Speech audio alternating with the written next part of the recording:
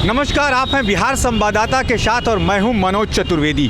सड़क पर एक तख्ती पर लिखा हुआ एक सज्जन बोर्ड लेके चल रहे हैं। पहले मैं बोर्ड को दिखा दूं। आह्वान कर रहे हैं शायद अपने जैसे प्रताड़ित कुछ लोगों के लिए। पटना चलो, प्रियंका पटेल पत्नी, निशांत पटेल साला, ब्लैकमेलर पति पत्नी शाला सास ससुर की वजह से आमरण अनशन, आत्मदाह समारोह दिनांक 21 मार्च 23, स्थान gate number 33 near transformer, Rajapul, Mainpura, Patna. संपर्क नंबर भी दे दिया है कि यदि इनके जैसा कोई प्रताड़ित हो ससुराल से तो वो भी इसमें शामिल हो सकता है। अब मैं इन्हीं से पूछता हूँ, क्या नाम है आपका? मेरा नाम सर संजीव कुमार है। संजीव कुमार जी। क्यों लेके क्या घूम रहे हैं? कितनी प्रताड़ना हो गई? मेरे साथ 6 साल से ये लोग अत्याचार कर रहे हैं। मुझे मेरी पत्नी से मिलने नहीं दिया जाता है। मैं अपनी पत्नी का शक्ल 6 साल से नहीं देखा हूँ। मुझे मेरे सास ससुर पत्नी साला मुझे 10 लाख रुपए की डिमांड कर रहे हैं और तलाक की डिमांड कर रहे हैं। अभी 2 घंटे पहले की बात है। मैं ये डाकबंगला चौराहा के तरफ से आगे बढ़ रहा था जस्ट 2 घंटे पहले, तो मुझे एक शख्स ने फ़ोन करके जान से मारने की धमकी दी। उनके गांव वालों ने बोला कि अगर तुम राजापुल मैनपुरा की तरफ अगर आ गए तो तुम्हारा मौत हो जाएगा, तुम आगे दिखाओ। तो आपकी ससुराल क्या उधर ही है? हाँ, राजापुल मैनपुरा ये एड्रेस है। मैं वहीं का एड्रेस दे रखा हूँ। यहीं पे मैं अपनी आत्मदाह करूँगा। अच्छा, कितने बच्चे वगैरह हैं? बच्चा मेरा 4 महीने का था, तो सास ससुर साला ने मिल करके मेरे बच्चे का अबॉर्शन करवा दिया। अबॉर्शन करवा दिया? अच्छा।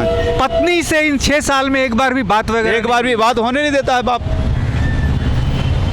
तो आप क्या इस 6 साल के बीच में कोर्ट वगैरह में गए? कानून वगैरह कहाँ? मैंने कानून का सहारा लेने के लिए मैंने कोशिश की, लेकिन FIR दर्ज कहीं नहीं हुआ। न बिहार में हुआ, न पटना में हुआ। मेरे पिताजी माताजी सब थे। मेरे पिताजी एक्सपायर कर गए।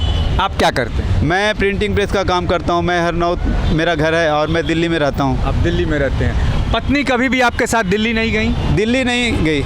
दिल्ली नहीं गई, कभी भी नहीं गई? दिया उन लोगों ने, जाने नहीं दिया। तो आपने कभी सास ससुर से कहा कि भाई पत्नी मेरी है, क्यों नहीं? हम लोग कहते कहते थक गए। वो लोग मेरे साथ मारपीट भी किए हैं अबॉर्शन करवाने के बाद, और मेरे ऊपर 498 का केस कर दिया, डोमेस्टिक वायलेंस का केस कर दिया, और पता नहीं क्या क्या केस कर रखा है। कुछ का तो मुझे जानकारी भी नहीं है। और मुझे प्रताड़ित कर रहे हैं कि तुम 10 लाख रुपया दो और तलाक दो। अभी 2 घंटे पहले उन्होंने आपने पूछा नहीं कि किस चीज़ का 10 लाख दें? मुझे तुम्हारे साथ नहीं रहना है, 1 टाइम सेटलमेंट 10 लाख रुपया दो। 1 टाइम सेटलमेंट 10 लाख रुपया दो? हाँ जी। अच्छा, तो आप कोर्ट का सहारा नहीं लिए? कोर्ट का सहारा कहाँ से ले? हमारे लिए कोई कानून ही नहीं है।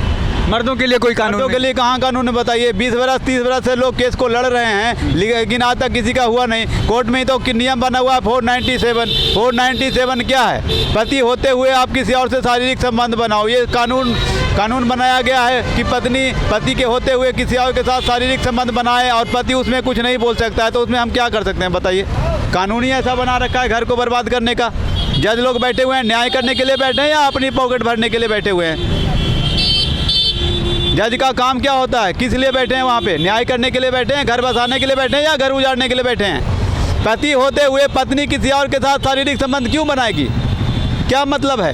जब हमारी शादी समाज में हुई है, सामाजिक शादी हुई है, शादी जब समाज में होती है तो फिर तलाक कोर्ट में क्यों होगी? तलाक भी समाज के सामने होना चाहिए ना। जब समाज में शादी होती है उस समय जज साहब कहाँ रहते हैं? सुप्रीम कोर्ट के जज साहब। और तलाक का नौबत आ जाए, तलाक की बात हो तो हमारे पास आके तलाक करो, ये क्या मतलब है? क्या नाम बताया? संजीव कुमार। वास्तव में संजीव ने एक सच्चाई अभी खोली जिस पर बहुत से लोगों का दिमाग नहीं जाता है, उस तरफ आकर्षित नहीं होते हैं कि जब शादी समाज में होती है तब हम स्वीकार किए जाते हैं, लेकिन जब तलाक की बात आती है तो हमें कोर्ट में जाना पड़ता है। तो आखिर तलाक भी समाज के सामने क्यों ना हो? उस समय हम कोर्ट में क्यों जाएं? जब शादी जिस समय होती है समाज में, उस समय तो कोर्ट वहाँ मौजूद नहीं रहता है।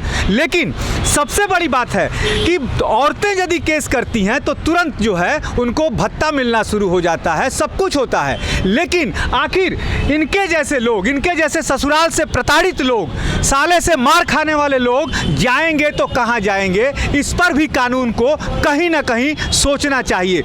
यदि ये अगला 21 तारीख को आत्मदाह कर लेता है तो इसकी ज़िंदगी की भरपाई या इसके पिताजी नहीं है, इसकी माँ को देखने वाला कौन होगा? इस पर भी कोर्ट को विचार करना चाहिए, माननीय न्यायालय को विचार करना चाहिए।